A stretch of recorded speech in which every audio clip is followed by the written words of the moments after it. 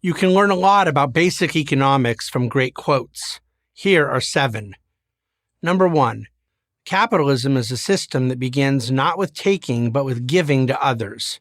George Gilder. This sounds counterintuitive, but Gilder is right. The underlying motivation of the entrepreneur is to satisfy not his need, but his customers. That's his only path to success and profitability. And once profitable, the entrepreneur invariably puts his new capital to work, expanding his business, which in turn creates better products, more jobs, and more wealth for more people. Number 2, nothing contributes so much to the prosperity and happiness of a country as high profits. David Ricardo. To judge profits achieved in a free economy without understanding what they mean to the nation at large is a failure to understand economics. Countries where citizens are generating healthy profits by their individual efforts are countries with a higher tax base, higher research and development, better public services, more robust charity and philanthropy, and ultimately, greater happiness and quality of life. Number 3, everyone wants to live at the expense of the state. They forget that the state lives at the expense of everyone. Friedrich Bastiat. Our conversations about government spending would be so dramatically different if we first realized that the government has no money to spend, that it does not first take from someone else. Whether it be confiscation, taxation, or debt, future confiscation, government spending, legitimate to the extent that it funds the necessities of government, is always an extraction of wealth from the private sector. Government needs revenues to function. Everyone agrees on that. But beyond a certain point, who will spend the money more effectively? Bureaucrats or the people who work to earn it? Number 4, differences in habits and attitudes are differences in human capital just as much as differences in knowledge and skills. And such differences create differences in economic outcomes. Thomas Sowell. No attempt to manufacture an equal economic outcome can ever succeed. This quote explains why. Differences among people, such as their habits, abilities, attitudes, and goals, always lead to inequality. No matter how hard governments may try, they can't force people to be the same. This is called reality. Number 5.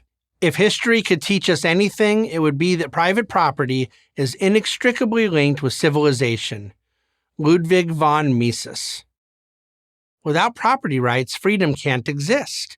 If individuals don't have control over their property, then the state does. If the state owns your property, the state owns you. One of the notable achievements of the left has been to correlate private property with greed.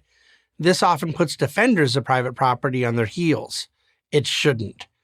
Owning property gives people dignity, and people who own property will be far better stewards of that property than any disinterested third party.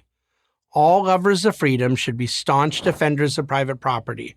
Without it, a productive and free society is impossible.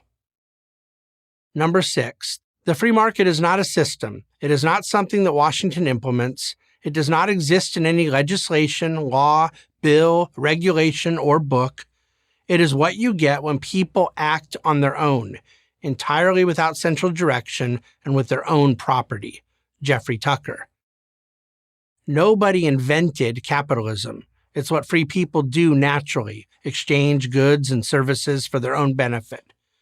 Before there are interventions, regulations, stipulations, and controls, there are humans acting, associating, cooperating, building, and creating. That economic freedom is what we call capitalism. When people are free to do what they want within the bounds of the law, of course, they do their best work. Simple and wonderful as that. Number 7, under capitalism, man oppresses man, but under socialism, it's the other way around. Russ Roberts. Human beings are flawed creatures. They will make bad choices no matter what kind of economy they're operating in. The left thinks we can avoid the dark side of human nature if we just get rid of capitalism. But all the left does is replace one flawed actor, the individual, with another flawed but more powerful actor, government bureaucracy at best and a totalitarian monster at worst. Bottom line, if you want to live a productive, fulfilling, and meaningful life, the free market is your best chance. Really, it's your only chance. I'm David Bahnsen, author of There's No Free Lunch, 250 Economic Truths for Prager University.